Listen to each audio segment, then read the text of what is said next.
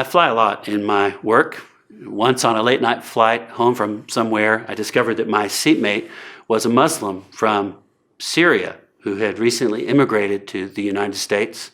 He went on to tell me that he was a medical doctor at the VA hospital in Little Rock, tending to wounded veterans. Eventually, he got around to asking me what I do for a living, and I explained to him that I teach comparative religion at a university nearby. Then we proceeded to have a pretty good conversation about his experience as a Muslim in America. I noticed that the people around us were completely quiet. I assumed because it was a late night flight and they were sleeping, but then the plane landed. We got off the plane. The Syrian doctor and I said our goodbyes, parted company. Then as we moved through the terminal, a passenger who apparently had been overhearing our conversation approached me and said, "I'm so glad it was you sitting next to that guy on the plane instead of me." And several of that fellow's buddies were with him, and they nodded in agreement. Then I realized they were all quiet because they were afraid.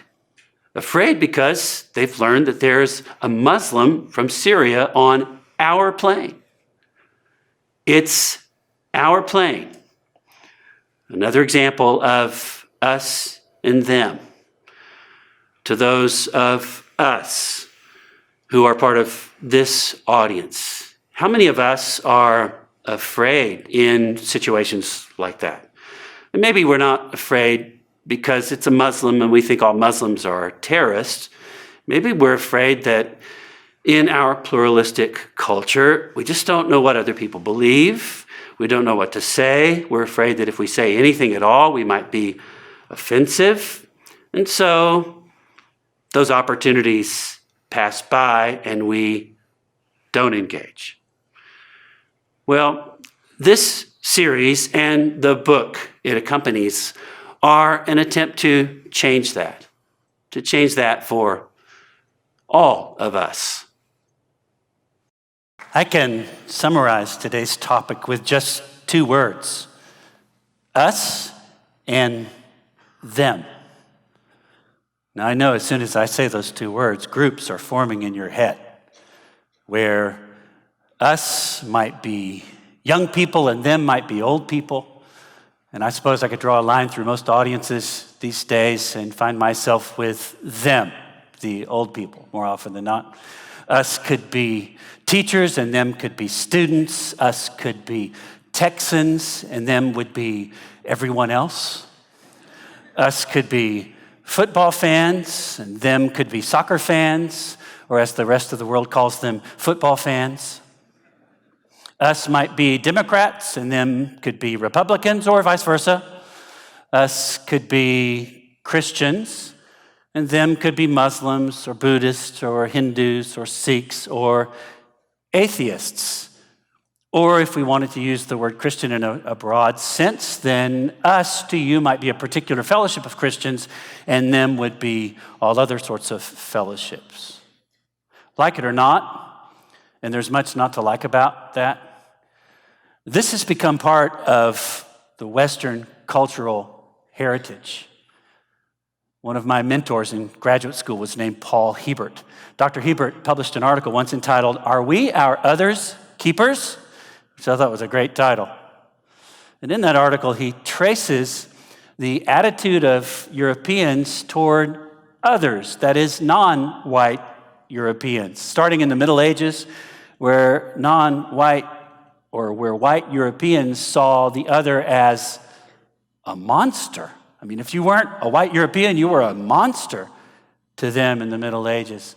But then in the age of exploration, the more those Europeans encountered those others, they came to realize that they have families, and they love their families. Okay, so they're human, they're just not quite as civilized as we explorers are. So they called them maybe savages, or if they were Christian, they used the label heathen or pagan to describe such people. In the age of science, which comes on the heels of the age of exploration, the others were promoted to primitives, those primitive people who live in primitive dwellings and eat primitive foods, and do primitive kinds of things.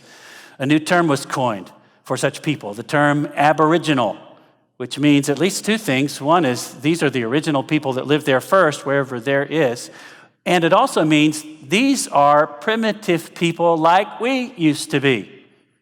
In fact, one of the reasons that Europeans thought it was interesting to study those people was because when we study them, we're studying ourselves like we once were. I don't know if it makes you feel any better to hear this, but we're not the only ones who have a monopoly on the wrong kind of us and them thinking. I'm thinking of a group of people where I used to live in Africa, in whose language the word people means those people who are members of that tribe and that tribe only. So there would be conversations around a cup of tea like this. How many people died in that bus accident the other day? And the answer would come back in that language, oh, no, people died, just 25, fill in the blank with the name of the neighboring tribe.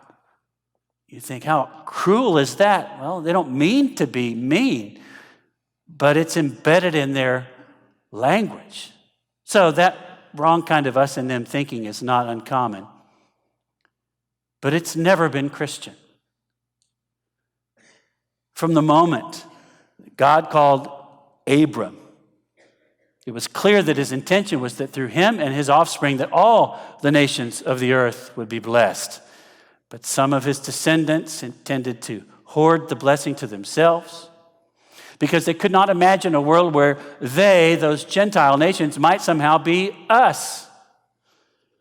Then Jesus shows up, one of the children of Israel, and butts heads more often than not with the Pharisees, who derive their name from a word that means separate. They're the separate ones because they, in their minds, are maintaining their purity by keeping their distance. But Jesus isn't. Jesus is interacting with this adulterous woman here and the Samaritans of mixed race there, with tax collectors who are collaborators with the occupying Roman army here, with sinners. As one modern author says, Jesus, to their mind, was scandalously inclusive.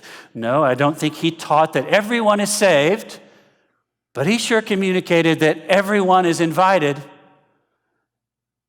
And that was a hard sell in his time and his place, even to his own followers. Someone like the Apostle Peter is on the rooftop of a house once, a borrowed home. He's dreaming of lunch. He sees in his vision a blanket. It's lowered from the skies with all kinds of animals in it, some clean, some not clean, kosher and not kosher. And then he hears a voice that says, kill and eat. And Peter, very Peter-esque, says, never. Not because he's a vegetarian, but because he just doesn't eat non-kosher food. But then it happens again, and then it happens again 3 times. And after the 3rd time, if you know something about the Apostle Peter, you know that disturbing things come at him in threes his whole life. After the 3rd time, there's a knock on the door.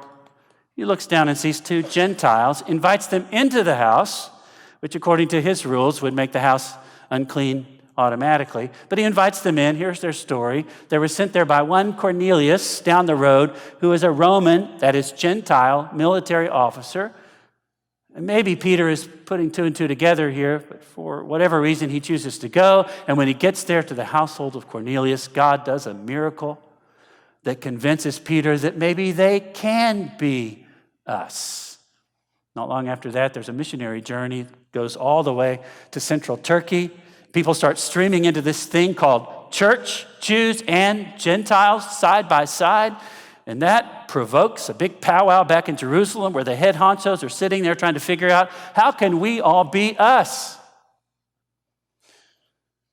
And we who are their spiritual descendants are still wrestling with that in some ways, aren't we?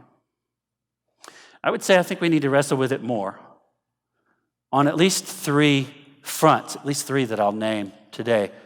First, we have a ways to go to overcome the wrong kind of us and them thinking when it comes to race. Got to visit Cape Town, South Africa a few months back. And part of the tour was I got on a boat and went out to Robben Island, where Nelson Mandela was incarcerated for 18 of the 27 years in which he served as a political prisoner. The gentleman who showed us around at some point in the tour let us know that he was once an inmate at Robben Island.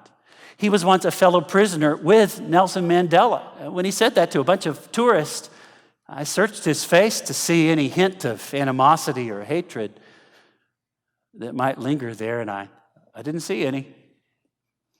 There's a bookstore on Robben Island, so I felt obligated to buy a book. I bought a book that is a memoir written by a young, white, apartheid-era soldier who was a prison guard there at Robben Island, who became close to Nelson Mandela over the years he was incarcerated. In fact, he considers Mandela something of a mentor and read that memoir on the plane on the way home.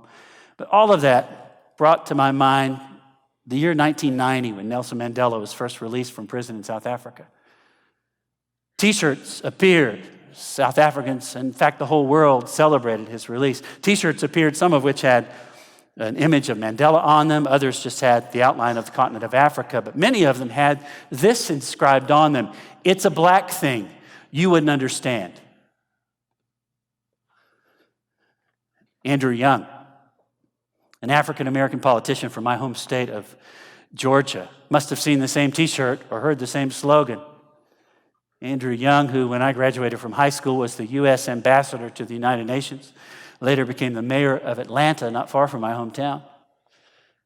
Andrew Young spoke up and he said, "No, that's not right. It's not right to say it's a black thing. You wouldn't understand because it's a human thing." He said, "We must understand." I'm pretty sure Jesus would say, "It's a kingdom thing. We must understand because we must be us, all of us." We have some work to do still when it comes to how we view the poor among us. I'm not even sure what phrase to use to describe this economic block that we tend to call the poor, as if they have virtually everything else in common simply because of their economic status. The way the haves speak about the have-nots betrays some us and them thinking that just isn't helpful, and it's certainly not of God. It's pretty important that we get this right. If you read Matthew 25, what is it that separates the sheep and the goats? The goats are the bad ones, the sheep are the good ones.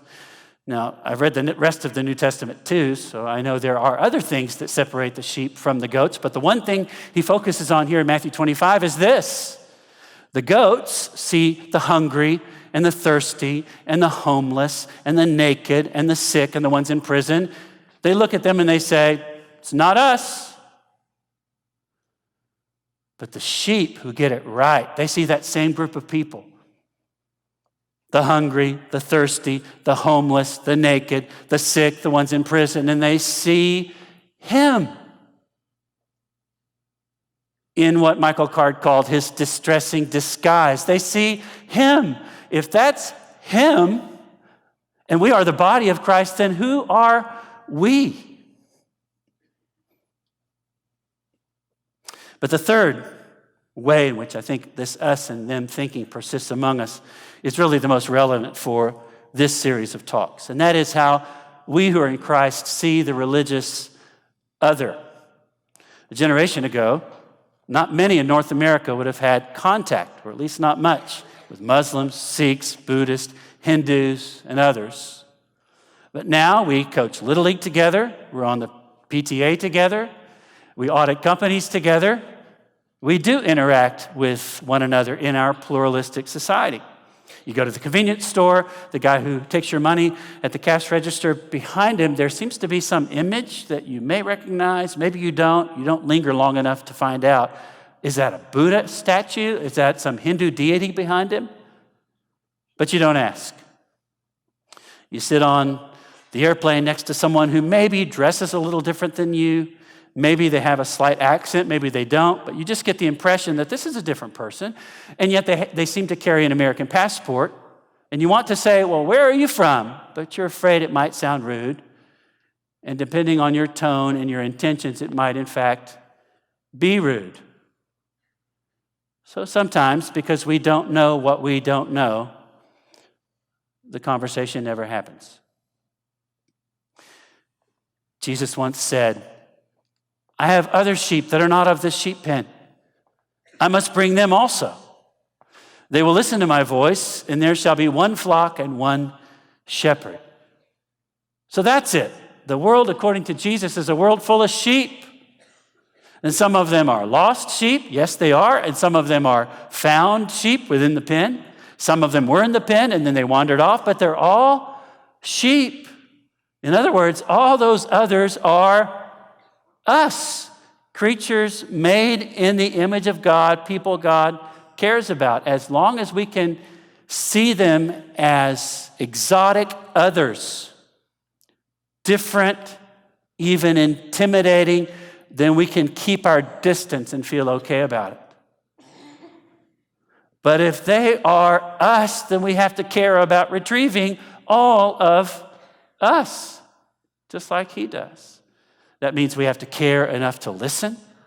We have to care enough to understand where they're coming from. We have to listen to understand what they believe, these adherents of non-Christian faiths.